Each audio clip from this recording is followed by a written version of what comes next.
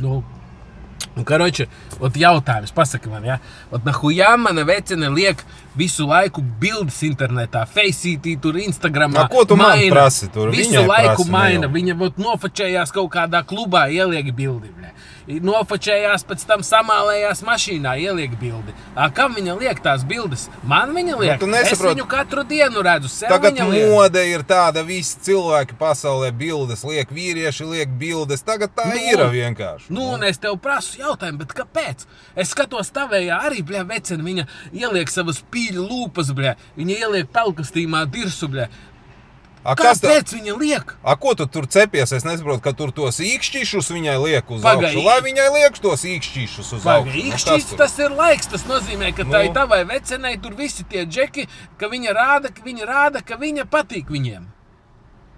Es nedomāju par tādām muļķībām, tu cepies kaut ko te pārāk, saproti, tāpēc tev problēmas visu laiku. Man nav problēmas, es tev prasu, kāpēc viņas maina visu laiku bildes. Kāpēc? Kā tev liekas? Kāpēc? Es domāju, tāpēc, ka viņas gūst apliecinājumu, ka viņas grib izpist visādi veči.